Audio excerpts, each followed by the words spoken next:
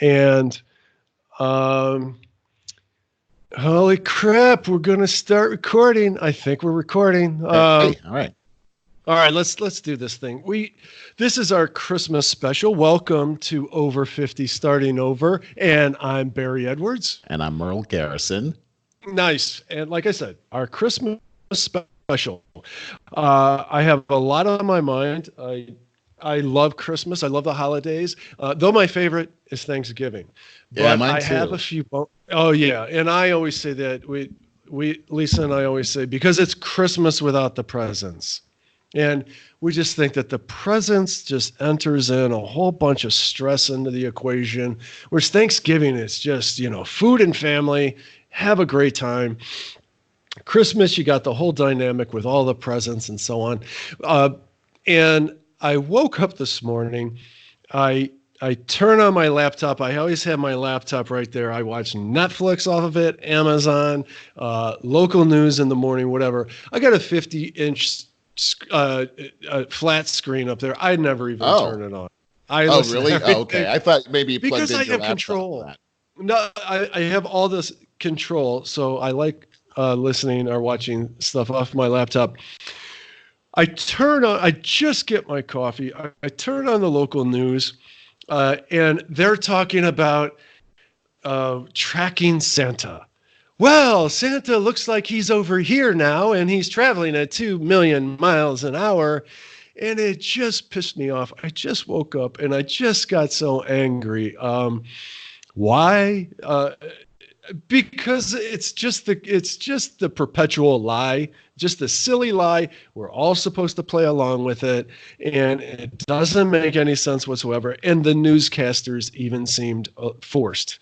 Like a little uncomfortable about the whole thing. Sure, they're perpetrating a lie. Absolutely. They should be used to it, though. No, definitely. And so I want to ask you, as a parent, Lisa and I never had kids. And so that's just another reason why it just angers me that I have to act like I'm supposed to go along with this thing or something. But I want to ask you your opinion on the whole Santa lie and the demoralization of these poor kids when they find out there is no Santa. What's your take? It's the parents' worst fear is that day when their kids find out you've been lying to them all along. And it was. I remember when my kids were little, and Brandon and Hallie are like 26 and 20, almost 28 now, and. Yeah, it's actually the reverse. So Brandon's almost 28 and Hallie's 26. But I remember when they were little, I had this sort of an anxiety about the day they find out that I've been lying about Santa Claus. And I was dreading this, and the fact was, for me, it worked out pretty good because they found out, and I don't even know how they found out it. I think, but their mother had to deal with it completely. I was out of town. I found out about it afterwards, and they were totally cool with it by then. But but for years, like even from the moment they were born, I was thinking, oh God, this one day is going to come and they're going to, Dad, really? The whole Santa Claus thing was thanks a lot. Now I'm all messed up for life. Because, I remember when I found out about it and it was devastating. I found out. How old were you? I think it was, 28 or something. I don't remember finding out. I was so young that I don't even know if my parents even tried. Really? To hide. I don't remember learning about the Santa myth. Okay, yeah. But do you remember, you don't remember learning that it was a myth, but do you remember believing in Santa Claus? Well, it's a tough one. I'm not sure. I'm not sure. Dude, I remember kindergarten. Yeah. I have early memories. Right. It's not like, I know some people are like, I don't remember anything until I was like 9 years old. Yeah, right. But no, I remember very early on. But I don't remember that, bubble being burst for me. I don't. But I'm just talking about just believing in Santa Claus, like sure, that whole thing. You do remember that? The feeling of that? No, you don't. Okay. I remember certainly the excitement Yeah. of the presents. I'm going to Oh, get all these sure. presents. Yeah. Love. Yeah. Oh, as a kid, yeah, as much as anyone. My brother and I would, like we could not sleep. You Yeah, know. yeah, okay. I remember that about the presents too, but Sure. I specifically remember believing that it was Santa Claus and the reindeer and everything like that, and I was pretty jazzed about that. Not only that, Yeah. my brother was too. And I remember one particular Christmas that we went to bed, and Santa was going to come, and he wasn't. He Here's the rule we knew is that Santa was not going to come if we were awake, so we had to go to sleep. But how do you go to sleep? When Santa Claus is coming with all your presents and everything. So my brother and I, we shared a room. So we'd be in there just trying to go to sleep, giggling the whole time and everything. And I remember Scott had the bed by the window. And I remember specifically him telling me that he saw Santa Claus with the reindeer and everything. And I went, oh man, I leaped over to his bed to see out the window. And he was like, oh, it's gone. I'm like, what?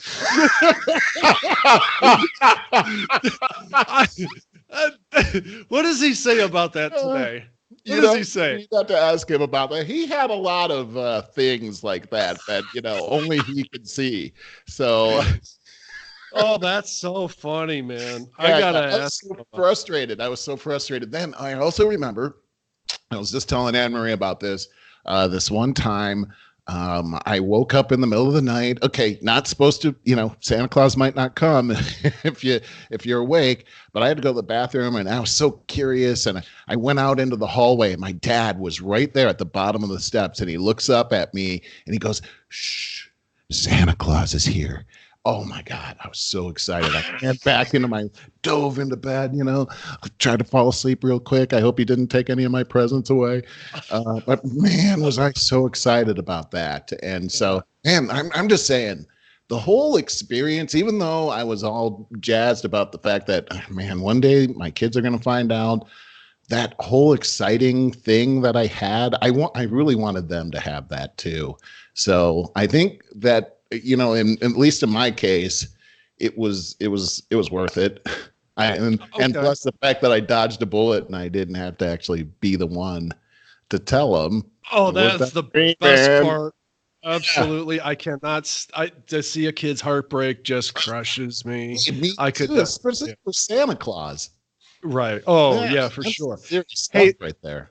To tie this into our over 50 starting over theme, as we always do, and it's primarily about careers. So many of us are making changes with our careers at this time, but also life changes. People go through divorce, people, split up, but also you can't help that most of us had children in our 20s, and now it's a different scenario. Our children are much older. You just mentioned that Hallie and Brandon are 26 and 28, I think, respectively. Yeah, almost 28. How has Christmas changed in the last few years? Say 5 years. It's had to change considerably. I mean, from them being in your house or and opening up presents in the morning with all of that elation to adults. You're all adults now. Yeah, it's I'm actually wanting them to be Santa Claus now. So I want my Christmas dreams to come true now. Yeah. I hope they're watching the show because I have a list here. Now, it's different. It's way different. And it's, that back then when it was all the Santa Claus thing, and that was exciting. That's long gone.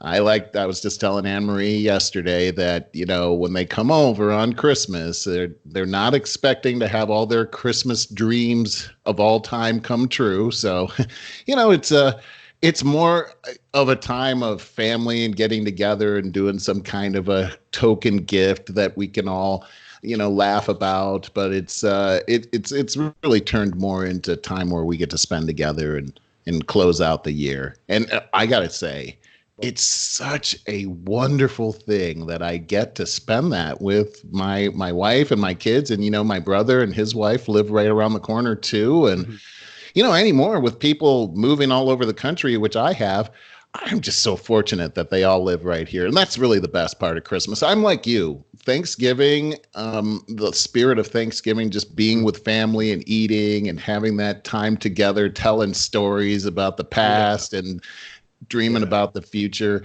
Man, it doesn't get much better than that, does it? No, it doesn't. You know what it is? I want as few distractions as possible, and so that we can get to the root of the matter, and Yeah. that is, it is family. It is. I do like going out and shopping a little bit at this Okay. time of year to Yeah. soak up that feeling. That there's a I different get feeling that. in the air when you Yeah. hear the bells and You're right. and see certain things. And most of us are feeling a little more calm. But at the same time, because of the damn presence, there's so many stressed out people out there. For one, They it's really crowded. are. It's crowded everywhere. You go out and people are holiday drivers drive like Oh, shit. yeah. They drive their You carts know like what I crap mean? too. I mean, their shopping carts. That is I true. almost got into a Oh. major cart collision today. Heads would be rolling. Oh my God, I can't Right? imagine the devastation that could have been had there. But you're right. The people that put their cart in the middle of the aisle and then go over to the other side of the aisle with their big fat ass hanging out over there and block up the whole aisle. It's like, Yeah, come on. they Is this the first time you've been out shopping? well, then when you say excuse me, they get mad. They're Yeah. mad. Yeah, no kidding. You gotta laugh though. You know what, Barry? I gotta tell you. This year has been the first year in a very long time where I'm not working right now. I'm off right now for a while, and so this year I got to experience Christmas in a different way. You mentioned going shopping and getting the Christmas spirit. Well, Yeah. that rarely happened to me at the Christmas time because Because you're being so in busy. sales, oh my gosh, this is always the craziest time of the year for our sales and trying to close out the year. And the stockholders, they want to see a big return on investment at the end of the year. And I mean, it is a drive to the very last minute, the very last second, right before Oh, New Year's Day. And you yeah. got to get everything in before New Year's. And the stress level was unreal. No days That off. sucks. No That days off except sucks. for Christmas. And, and this has been my life for the past several years. And so Right. Anne Marie was doing most of the shopping, and because I was heads down and, so I rarely could, when I did go shopping, I was so distracted with everything that I just couldn't get into that spirit. Mhm. And then that one day, Christmas, boom, I got to be real happy but then back to the grindstone the next day. I had a forecast call, 8 o'clock the next morning, and that's how it went. So Wow. this year, I got to experience the freedom of enjoying Christmas. And when I went shopping, I actually had, I know Anne Marie watches the show. Yes, I had an enjoyable time. It was great. And I heard the Christmas music, and Yeah. I watched the people and the kids, and just all exciting. The different, there's Christmas smells in the air and everything. And you're right. Yes, some people are very rude, but there are people you run into and just, you feel touched by their hearts at this time of year. Agreed. And boy, I'm so glad I got to experience that this year. I am too. And to that I had an experience at Bed Bath and Beyond. I think it was yesterday. I had to go out and get a bronze toilet brush scrubber. You know what I mean? The For our ramifications and Airbnb implications house. are hilarious on this. Oh, yeah, for the Airbnb house. Had to be the bronze finish. And because the last one broke, and Lisa's like, you got to get it at Bed Bath & Beyond. And it was a madhouse. And so I got the perfect one. $27. I'm standing in line going, I can't believe I'm spending $27 on a toilet brush. And lady in front of me in line, she was like, oh, I think you were here first. You went, I don't care. You're fine right there. We started talking, and she's like, oh yeah, the stress of the holidays, the presents, they're so expensive. And there I am holding a toilet brush for $27. And I'm like, yeah, absolutely. But she's talking like Okay, so her kids are in their 20s now, and she's just coming out of the whole got to buy them a slew of presents that are now electronics, their Oh, iPads, and right. Yep. all these expensive stuff. When I was a kid, our presents were not, we were not nearly, our generation was not nearly as lucrative as Right. generations That's average true. now. Yeah. Where you need your $100 sneakers and things like that was Right. unheard of Right. We had back. Keds and Right. the other. Oh, but so my point is how expensive things are now, even a toilet brush. But I wanted to also say that, your experience for so many years has been being so incredibly busy as you wrap up the year. And it's a shame that you haven't been able to enjoy the holidays as much. I'm glad that you've had this experience. Mine is the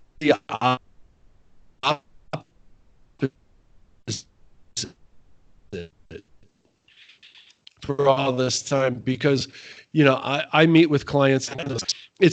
I do get to enjoy it, but it's a great time of the year for me to catch up on all the my own inner business things that I've been trying to do for so long. Mhm. But I do get to experience it. But this year, especially, everyone's been telling me not until after January 1st. I mean, I am just expected to be losing my mind come January 2nd. And the worst thing for me in that perspective is, you wake up on January, for me, I wake up on January 2nd. There is nothing to look forward to. It is all the festivities are over with. Now, I got all these people that want to talk, and get things in motion all at once. I have been trying to schedule as many meetings, not just phone calls, for this upcoming week. I'm actually pretty busy for me, usually for this time of year, just because I've had to press so many Right. people because I've been dreading what's coming. Everybody's, wait till January. So it's a totally different experience. And, but it's interesting to compare. Well, here's the thing, Barry, is that in my experience, and everyone was trying to tell us the same thing. Wait till January, wait till Yeah. January. But no one in my office that I reported to wanted to hear January. How do you They incentivize them? You, you- I, That was here's the thing is that there's a balance, right? You need to be able to come out of the year with your integrity intact, but there is a pressure on you to break that integrity as if this is your last hurrah, buddy. Like, sink or swim, you're not going to survive. That kind of mentality there's a lot of pressure. So we had a lot of different ways that we could incent by giving a discount if they were to do it's always something. money. Always Right, money. It's all right. people listen to. It could also be PR that, hey, we'll do a press release, we'll do this, or we're going to add an executive component to this deal where the VP or the CEO is going to come out and do some type of a test of the quality to ensure that there was a lot of different things that we could That's do interesting.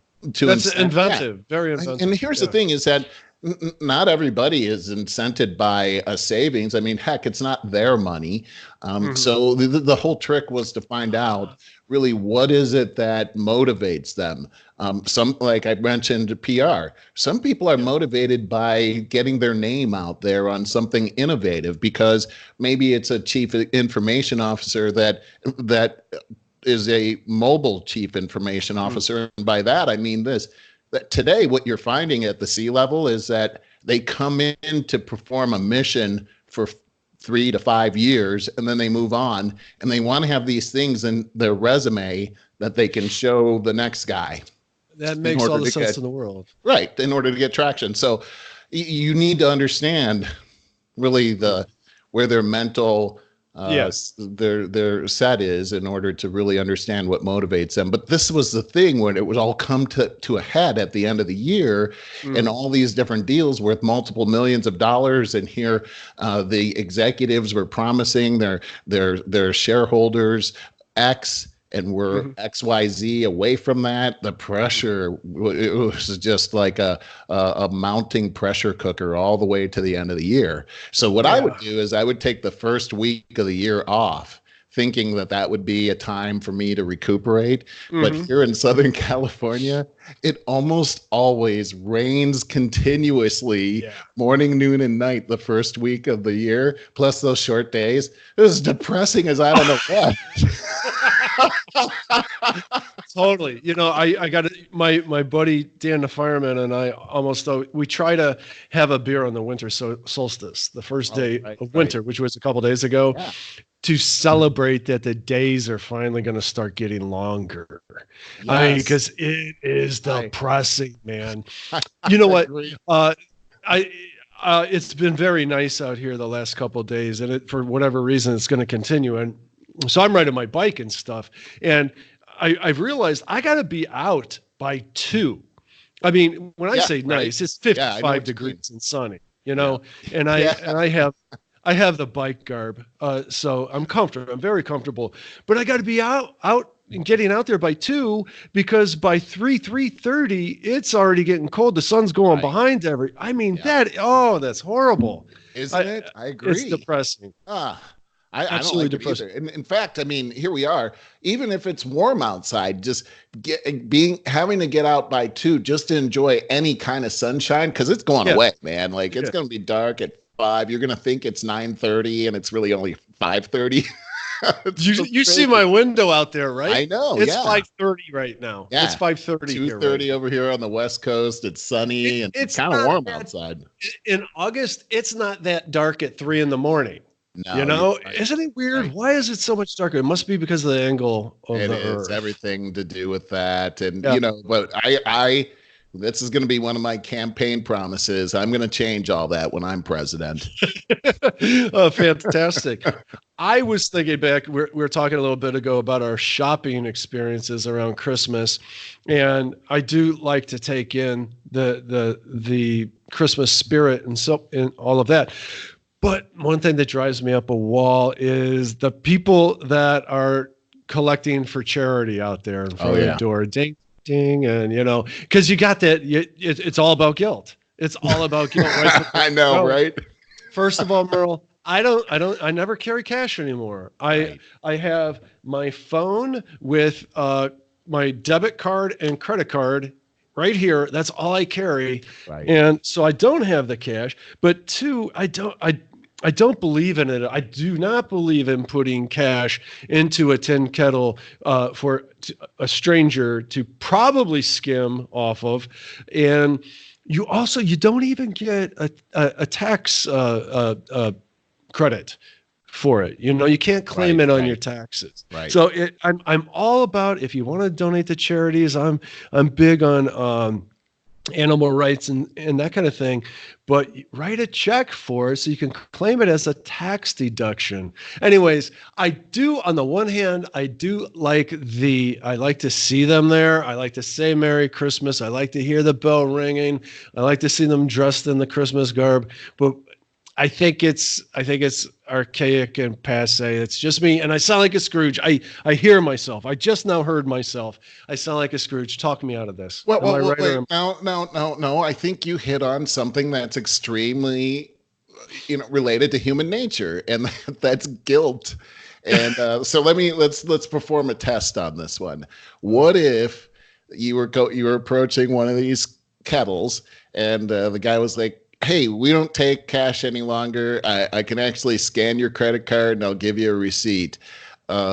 Would you still feel that kind of guilt feeling on your way past that? Because before you answer, I'm just going to tell on myself. I would. Yes. I do. The I bell do. there. And even when they say Merry Christmas, I can't help it. I feel like a loser that I'm not like emptying my pockets and giving everything I have to them. Do you carry cash? No, I don't. But I Well, still I feel mean, there's guilty. that.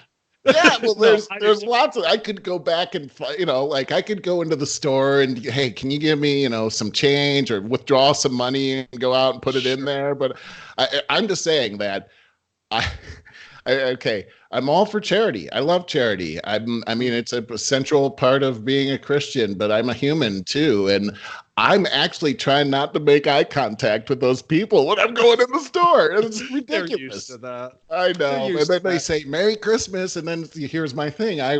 It's the only person that's saying Merry Christmas at the store is that person. So how dare I be rude to that person and not look at them? And now I'm not I even going to give them any change. Oh, it is. I I totally. just have to say, I think that that's just human nature. I think we're just humans, and Uh, it's a good thing that they're trying to do, and I like that. But I we're think running so. into our own humanness here, and I think if the Well, tables were turned and I was ringing that bell and that person was coming up, they'd feel the exact same way.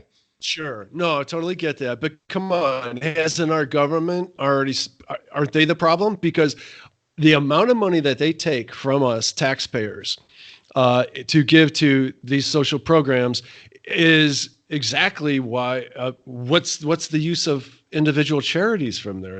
I mean, the I government agree. is our and the waste. I mean, the problem is the waste of the government and the amount of waste of a lot of charity organizations. So I'm not giving money to anyone that I haven't researched yet.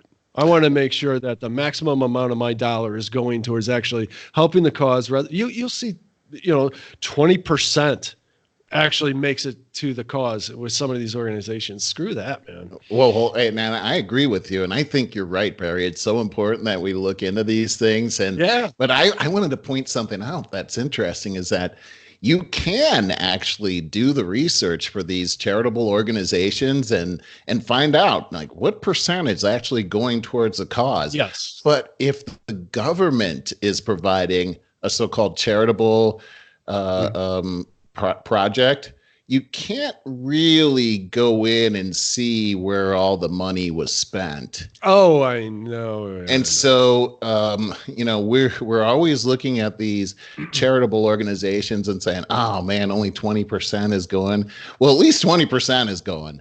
But if we're giving it to the government, we don't even Yeah. know if any of it's going there. I mean, No, that's true. seriously. Yeah, And that's here's true. the other thing I have is, isn't charity supposed to be you're giving from your heart? Well, the government isn't a person, so that they can't. The government isn't a person that says, "Hey, I want to give from my heart." What the government does is they extract money from you and I, not voluntarily. They extract it from Right. us and then they give it to somebody else. That's actually not the definition of charity. That's really, if you take money Thievery. from me and you give it to somebody else, so I worked and somebody else didn't work, isn't that sort of a Mm-hmm. form of slavery? Well, it's socialism for sure. And And I will the always say, two are now we're going to highly go. related. True. And now we're going to go. We're going to go down the freaking rabbit hole. Merry I Christmas. promise we will find a way back to Christmas. And I want to talk about Merry Christmas too. But I always say I do believe that we need.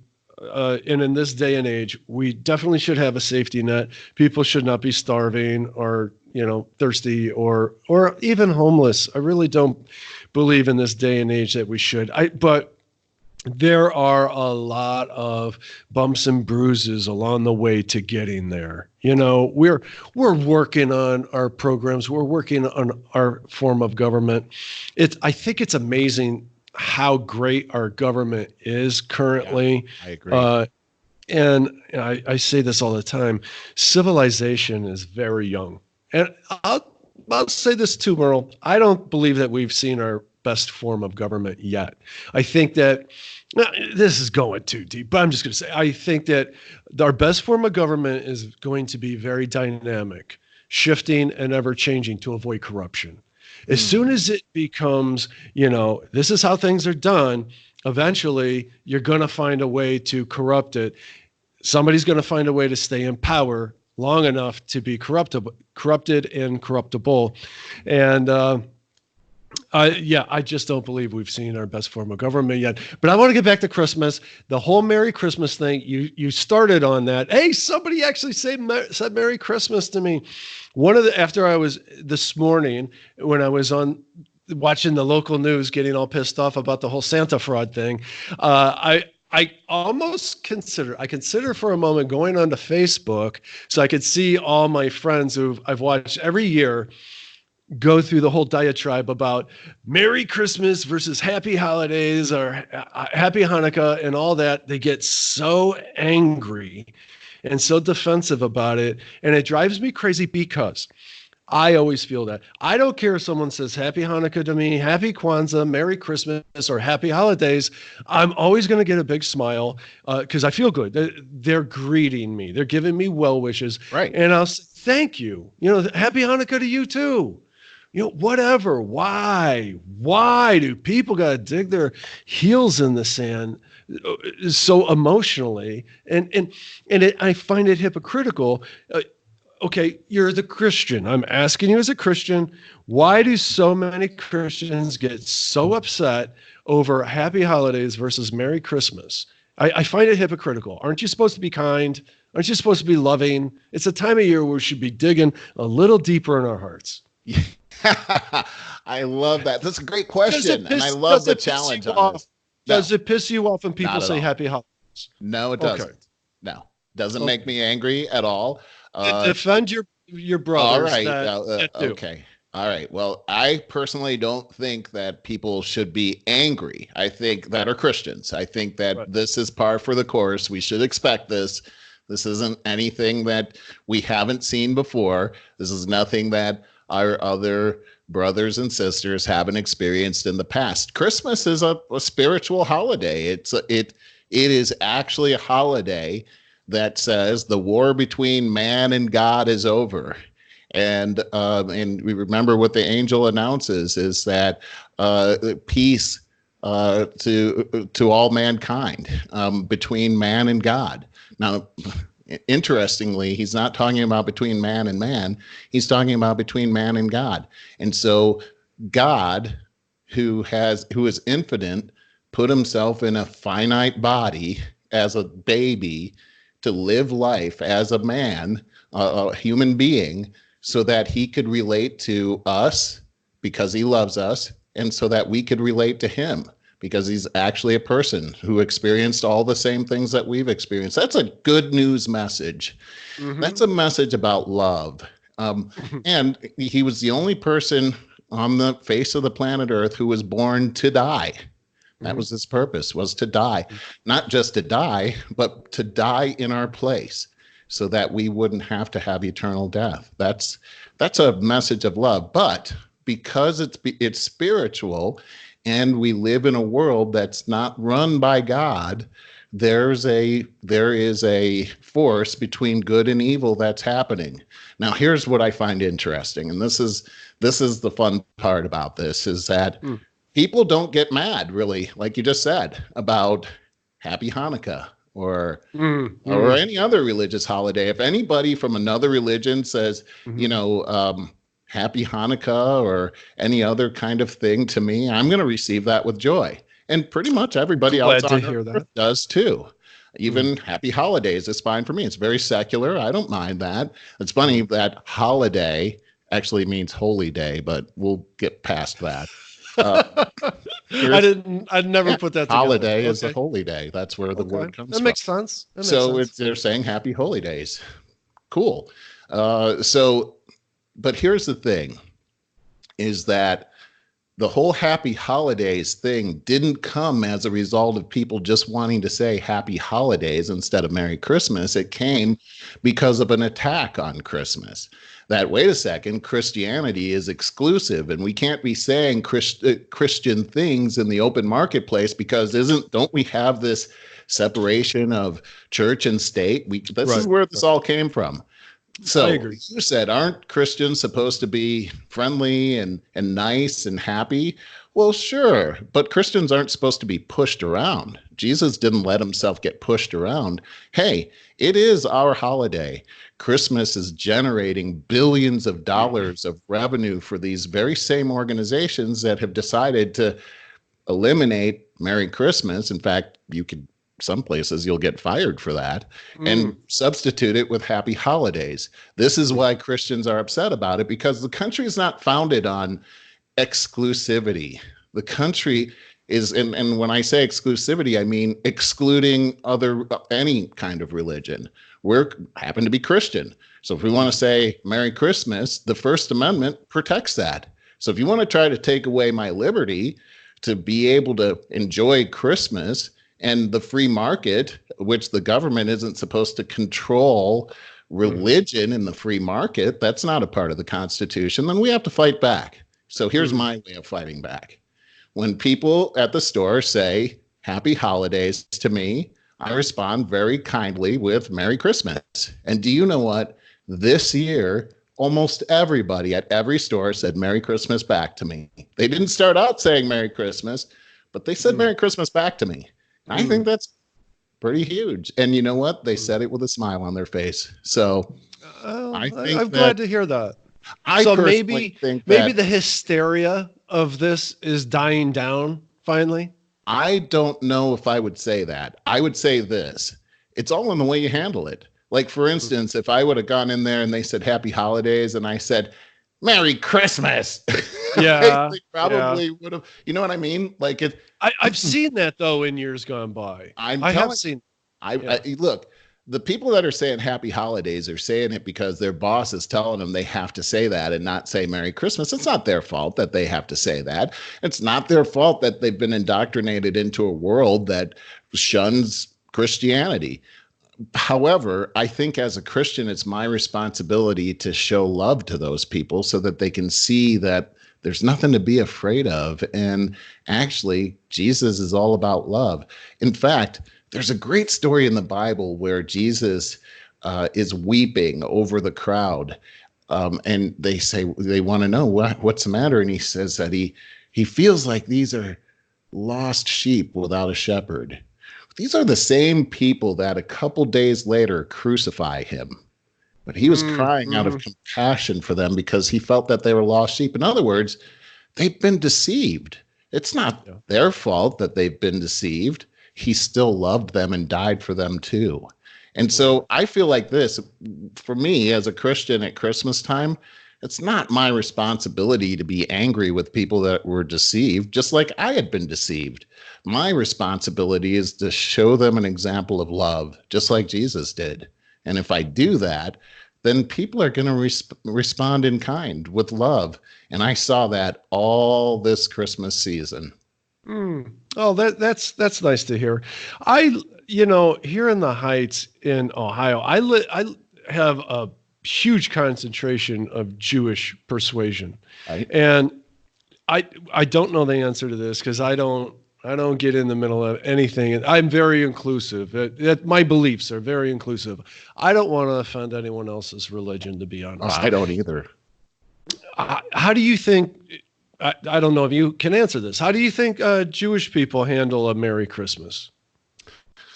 Well, or the entire domination of the Christmas season when they have Hanukkah just right before it, and they have so similar beliefs, it's just they feel that they're the chosen ones. I feel the same way. I feel that they are as well as a Christian, and I feel that that they've been chosen by God for a special purpose, and that's absolutely the truth. If you take a look at history, that is absolutely the truth. And let me just say how I feel about the Jewish faith as well, is that, God says in the Bible that we've been grafted into a tree, and the tree is the tree that started out with the Jewish faith. And so they certainly play a huge role in Christianity. The book of the Revelation says that all of the Jews will be saved. Now, does that mean that every Jewish person is going to accept Christ? That's not what it means, but it does mean that there's going to be an awakening of the Jewish people, and they'll realize that he is their Messiah. So I personally love the Jewish culture. Jesus is a Jew.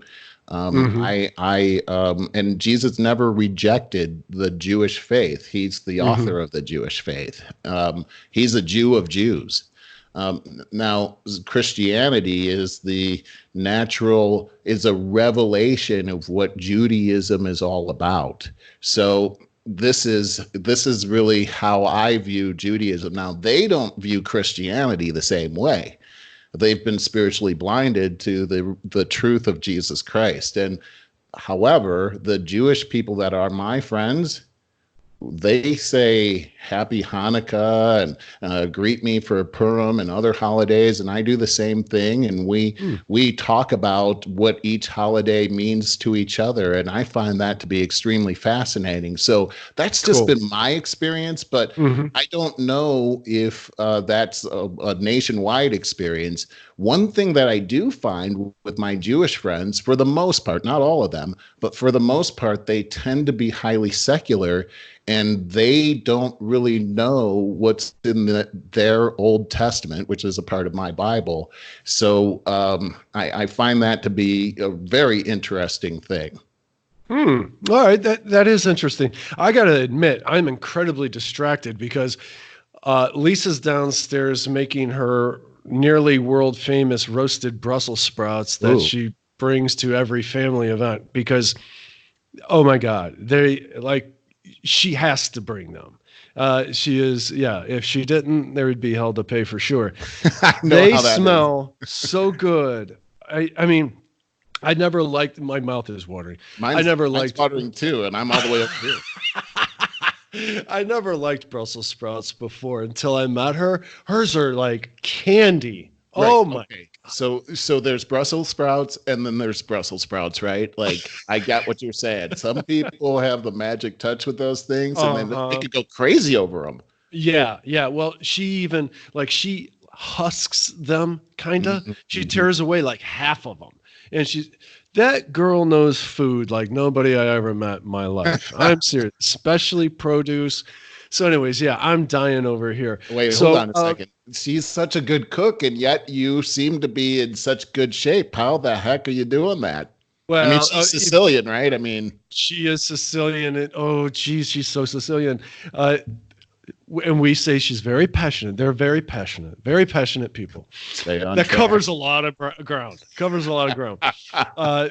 They know their food like it's nobody's business. But she's very, you know her. She's very much a health nut, and so the food that we make here is very good. I mean, her Brussels sprouts. It's 3 ingredients: a little bit of olive oil, salt, and pepper. But it's just the care because they come out so tender and that hair of crispness around the outer edge. Merle, I swear to God, they taste like candy. They're so good. All of her vegetables are. So you can eat that till the cows come home. You're not going to get fat on it. Yeah, you know? I love that. Good stuff. And amazing what you can do with just some salt and pepper and some, some balsamic oil. Well, olive oil. Yeah. Okay, but on the other hand, this year I'm in charge of the au gratin potatoes. Okay. Those are going to be heavy. It's a lot of cheese. Right. That's probably the primary ingredient outside of the potatoes. Have you made this before? I've done them. Yes. And thank God I saved my recipe from a few years back when I did it because they're spectacular. You know, I put my own twist on things and so spectacular. All right. What do you guys do for Christmas? Well, let me ask you about those potatoes first off, because Anne-Marie is making au gratin potatoes as well. And I've never been a fan of like the al dente kind of thing, you know? Oh, right. Me too. You want your potatoes cooked, right? Yeah, so she made them a couple of years ago and they weren't al dente. And it was the first time I ever had potatoes au gratin that I actually liked them. They were delicious. And so she's going to make them again. But she wanted it to be al dente. She thought she messed them up. She's like, I'm going to try it again. So I'm hoping she messes them up again because they were delicious that way. In her opinion, she overcooked them, right? Yes, in her opinion. Okay. My opinion. And I agree with you. I totally agree with you. Yeah, I do not want a hard potato at all. No, my real staple is my nearly world famous garlic mashed potatoes that I have to bring to Thanksgiving and a couple other holidays too. Yep, But yep. dude, these are healthy as far as mashed potatoes go. And I've been making them for many, many years. It's simply the potato, and you got to use the gold ones, Oh yeah, Yukon because they're Gold. very soft. Yeah, Oh, Yukon Gold. That's what they're gotcha. called. I just bought some of those today. Oh yeah, best. Now I'm using Redskins for the au gratin though. Totally different animal there. Really? But Okay. yeah, so just briefly with the garlic mashed potatoes, it is a bulb or two of garlic, depends on how big your bulb of garlic is, but a lot of garlic. And finely dice that up, and then with finely diced onions, a lot. Saute those, sweat them in a pan with a lot of olive oil, Uh-huh. for a good half hour at Right. least while you're cooking your potatoes, boiling your potatoes. So it is just the sauteed onions and garlic, Hmm. milk. I feel like I told you this before. Did I? I don't No, know. no, no. I've never Milk, heard this before. okay, milk and one final salt. I think that's it. That's it, Salt. huh? I think Okay. that's it. So there's no cream. There's no butter because I No use butter. extra olive oil after the fact. Oh, Which okay. makes it- And the real trick is the milk has to put it in the microwave till it comes to a froth. That's a Okay. trick. Has Froth to over the be. milk. Okay. Everything has including the potatoes. You can't let them cool off. So everything has to be mixed up and just like that. Oh, so delicious. And enough olive oil and milk to make it so creamy you don't want to put gravy on it. Not kidding. What? Oh, You kidding. don't Oh, even want to put gravy on it. Okay, that yes. I gotta have some of that. So Yeah, if you could yeah, just I had ship to mail those. 'em. Yeah. Okay, we had some other important ground to cover. Far as Christmas goes, what else? We discussed the Christmas versus Happy Holidays thing. Um, oh, geez, there's a few things I had notes, but I don't know where they went. We are going. You want to segue right into what's going on with the impeachment stuff? Yeah, If why I not? think about if I think about the other Christmas stuff, I'll bring it up. Yeah, But yeah. okay, so we are currently in an imposed what stalemate? Not a stalemate, but I guess what do we're you in call it? uncharted territory is what we're in right now. We've never been in this position ever where the Speaker of the House refuses to send the articles of impeachment over to the Senate. And Yeah. the reason that she's doing that is because she wants to understand the rules of the actual trial. Mm. That's what she wants to be able to do, and she wants to be able to ensure that the rules are going to be fair. That's where we Fair. sit here. Love that. I love how she wants the rules to be fair now when it goes to the other branch. That bothers me. I'm sorry. I didn't mean to interrupt. I'm No, no. worried. I'm worried about the precedent that is being set right now. Yeah. I kind of feel like there's a good chance that now every president is going to be facing impeachment charges upon election. The precedent that has been set is exactly what you just said, is that every single president from now on is going to be impeached because the other side didn't win. And there's nothing to stop that from happening now. She set that precedent and it went through. Now, there is hope, but that's really what we're looking at right now. And as a result, it has weakened the second branch of our government, which is the executive branch. And without that balance of power, we now are looking at a tyrannical situation. And that should be concerning to everybody that's listening. The federalism is based on the separations of power between those three branches. And if one becomes more equal to the other, Right. then the old saying of absolute power corrupts absolutely is Mhm. what happens. Now, here's what I find interesting is that the articles of impeachment are abuse of power and obstruction of Congress. And if you take a look at what's happening right now and what Nancy Pelosi and company are doing, it's abuse of power and it's obstruction of Congress. And we can look at obstruction of Congress as if you're not willing to let the other side represent themselves with due process, then that's obstruction of Congress. Mhm. And if you are impeaching a president for things that are outside of the Constitution, in other words, taking power from another branch that does not belong to you, or inventing powers in order to make your branch more powerful than the other two, then that's abuse of power. That's the very definition. And so that's what we're looking at today. This whole thing where Nancy Pelosi is holding up the impeachment process in order to leverage a fair process is something that is not supported by the Constitution. And therefore, she's outside of her area of jurisdiction. She and her House of Congress have responsibility for impeachment, and the Senate has responsibility for the trial. The impeachment's over. This whole holding on to the impeachment articles before you send it over is not supported in the Constitution. The impeachment vote happened. Now it's supposed to go over to the Senate. So my thinking is this, is that I think that the Senate should call her bluff and start moving ahead with the impeachment trial. Because what that'll do is, if she's really serious about this, then she'll call for court action, which would be the Supreme Court.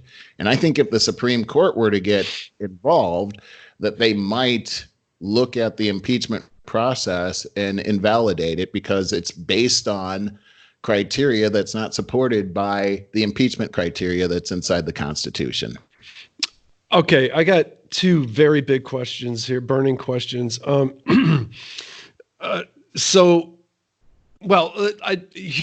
the one that I really want to know. So, does she face any kind of do any of these leading Democrats face any kind of accountability for all of this crap that they put forth all this time? At this point, they are never held accountable for anything. It's an endless well that they can keep going back to. In fact, I just read today, and I wish I would have kept it up on my screen so I could talk more intelligently about it, that they're already looking at a second round of impeachment charges. Right. Yeah. So you asked about accountability. As far as Congress goes, they have the ability to impeach the president. However, Congress itself, or the Senate, those individuals, there has been a precedent set that they cannot be impeached themselves. However, it is possible that they can face legal challenges. So let me just cover that real quick. As far as the Congress or the legislature goes, it says inside the Constitution, Article 2, describing impeachment, that the president and any civil servant can be impeached. So the very first person in American history to be impeached was a senator, and he did get impeached in the House in 1797. And so this goes to trial. And the interesting thing is that the senators themselves voted not to impeach this person, saying, in fact, they threw it out, saying that senators and Congress people are not civil servants, and therefore they cannot be impeached. But I just want to challenge that and say, what? They're not? So the president's a civil servant, but senators and congressmen are not? How is that justified? It's sort of the hen guarding the, what is it? The fox guarding the hen house. There you go. Right. Yeah. So the Senate, here's a group of senators voting that they can't be impeached. I got you. Think about that. Okay. So that, to me, that can be challenged, but it hasn't been in all of our history except for that day. So right now, precedent says that they can't be impeached. But I think if somebody challenged that in the Supreme Court, that there would be a good case to turn that around.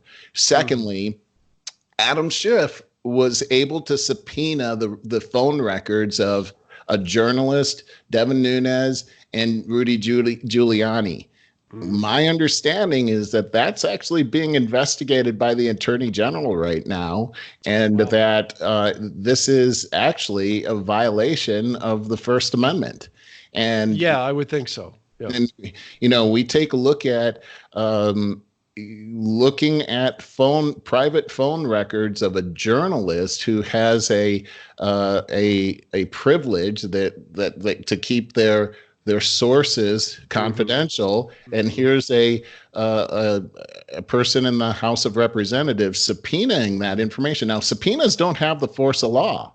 And so somehow he was able to get this without any kind of court order or without any warrant. He is not an executive of the law. In other words, he doesn't enforce the law. So he doesn't even have the jurisdiction to be asking for this kind of thing without a warrant. So Right. I really believe that people like Adam Schiff, and I also think Brennan, Clapper, and Comey are all looking at serious charges. And this could even go all the way up to Obama. And I really believe, and Hillary Clinton, I really believe that these people could be facing serious charges that could lead to jail time. Oh, again, this rubs me the wrong way because I agree with you, but we've seen time and time again that certainly the Clintons are above the law. The absolute rabid support of the Obamas in this country, I think, equally puts them above the law. I just got to say, I think that the Constitution is really, really being challenged right now, and I'm not as confident as you seem to be that it's going to come out on the right side of things. I'm really worried about the Constitution of the United States being demeaned Well, from here going forward. I mean, your worry is well founded with everything that we see happening. John Adams, one of our founders, said that this country, this constitutional government, can only work with a moral population. And what we've seen is, especially the last few years in politics, is a lot of immorality. And look at all this Epstein stuff disguised that's as morality. And that's an interesting comment that you're making, is that the politically correct movement allows people to disguise immorality as morality. Absolutely. So we've got these things that we're battling. However, I do believe, and I disagree with you, by the way, on the whole, we need to have a changing constitution or a changing and evolving type of a government, because this is exactly how tyrannical leaders and dictators have been able to immobilize the people with changing laws to fit their own political agenda. And so what really works is having something that's foundationally concrete so that everybody knows what the rules are and everyone can conform to those rules. When you start to change them up all the time, that's how tyrants have their day. And we've seen that time and time again too. So what I agree with you that the Constitution is facing a serious challenge right now. And I also believe that the will of the people is the most important part of the Constitution. And what we're seeing is a coup attempt by an elite bunch of people who seem to think that they know better than the will of the people and want to amass all of that power unto themselves. That's what this whole impeachment has all been about. Agreed. So I think that if we start to meddle with the balance of powers, that we imperil the entire population of the country. But I also have hope that the Constitution, and there are smart people that really embrace this, that can use that system to win out in the end. And it does take time, and it takes time for a reason. What I'm worried about is, as you say, the will of the people. So many of the people, such a large percentage of the population, is literally, in my opinion, being brainwashed by the mass media. And again, we've mentioned it before, most of the media is controlled by 5 different corporations who are obviously all on the same page, because they send out the same memo to to CNN, to MSNBC, and all your local affiliates, and they can change the narrative on a dime. It seems like within minutes. So we're really a large percentage of us are being completely manipulated. What I'm getting at is we're literally at an hour, just about at an hour now. So I think this is so important. The definition of high crimes and misdemeanors, they already bypass bribery. decided that they couldn't prosecute on that. But the definition of high crimes and misdemeanors, can they not bastardize that enough to include anything and make this sound completely impeachable? Send it through the media and get enough outrage and hysteria that this seems to be completely constitutional. Or am I crazy? No, you're not crazy at all. And I think that is very smart. What you're saying is that is exactly what they're trying to do. Is they're trying to get you and I to believe that obstruction of Congress and abuse of power is high crimes and misdemeanors without actually saying it. We just assume that, right? It must be high crimes and misdemeanors. However, I know that high crimes and misdemeanors doesn't mean what most people think that it means, because we're used to the word misdemeanor. And misdemeanor, it sounds very contradictory. Yeah, high crimes, it sounds completely contradictory. And for good reason. And here's the reason, is that misdemeanor is a term that's defined under our U.S. Law statutes. That term was actually defined by our laws after it was put into the Constitution.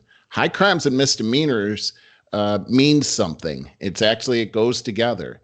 A misdemeanor is something completely different. When they were talking about high crimes and misdemeanors during the 1787 Constitutional Convention, they were talking about a specific thing that they learned about during the 1600s under King Charles I. King Charles I is the first English king, and maybe the only king up to that point that's ever been where they ever tried to impeach a king. And so what they did was they tried to impeach him, and he wasn't buying into that because he's the king, he's sovereign, they can't impeach the king. And so they actually had his head chopped off. And so now they were charging him with high crimes and misdemeanors. High crimes and misdemeanors aren't you go to the supermarket and you steal a pack of gum and now you get a $50 misdemeanor fine. High crimes and misdemeanors meant something that was detrimental. It was a decision by the king to use for his own benefit something that would put the country into a detrimental situation knowingly. And so that's pretty big. That's pretty big. So it's an egregious crime.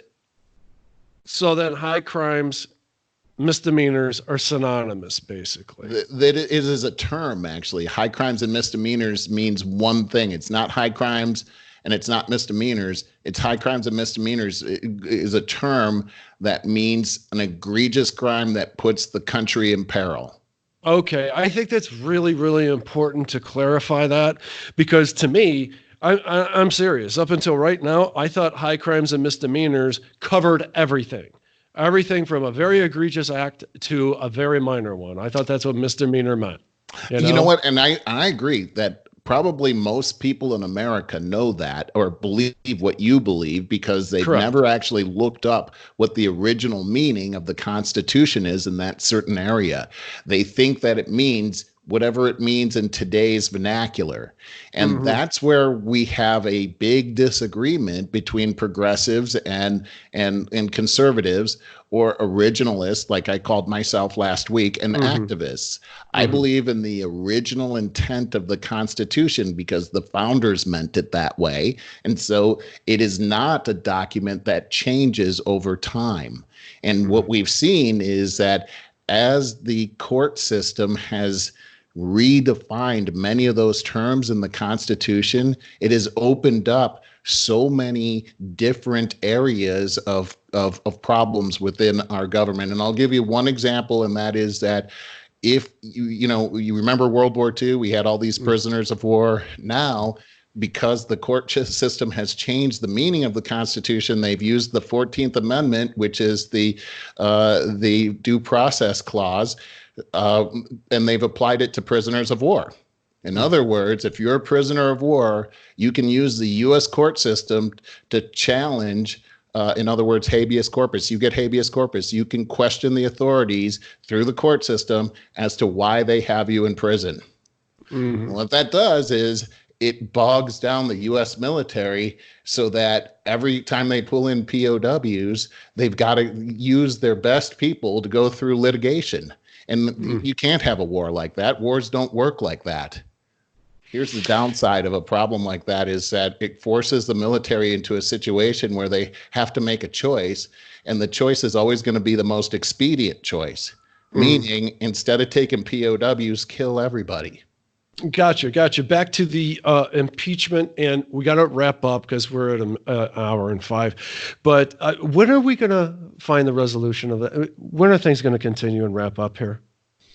I don't know when they're going to wrap up. I know that if things continue the way they are, it'll never wrap up. It's always going to go that way. I do believe that decisions like these that the Democrats have made have consequences, and they have consequences at the voter booth. And what I believe is going to happen is a shellacking of the Democrats that are in the House come 2020, which will give a majority to the Republicans in the House and also in the Senate. They're going to lose, the Democrats are going to lose seats in the Senate, and you're going to have a Republican president. And for the first time, you're going to have all three branches or both houses and the presidency conservative. And you're also going to have a Supreme Court that's 5-4 conservatives. This means they'll be able to make changes to the processes that have bogged us down with impeachment. So I see hope there. I see hope there, but at the same time, when it goes that far, I don't like the imbalance of power. But before balance is restored, that party needs reformed. The Democratic Party needs absolutely reformed. Well, I say we pick this up again next week because there's plenty more to talk about on this front. Sure. Okay. Absolutely. So, Merle, I want to say with all my heart, Merry Christmas. I am going to try so hard to steal some of those Brussels sprouts right now. I'm dying. Well, but good luck to you. Yeah, Hallie, Brandon, if you're watching, Merry Christmas. Love you guys. Love the whole family, and a Happy New Year. But I'll talk to you before the New Year. And Happy New Year to you. God bless your family and everybody watching as well. Remember, log into Over 50 Starting Over. You spell that out. You'll see all of our .com, and then you'll see all of our venues there. Log into any one of them. Like us if you like, and subscribe. Please. And leave comments. You can leave them at mail@over50startingover.com or on our YouTube channel right there in the comment section. So, yeah, we'll talk to you soon, Merle. Okay, Merry Christmas. Merry Christmas.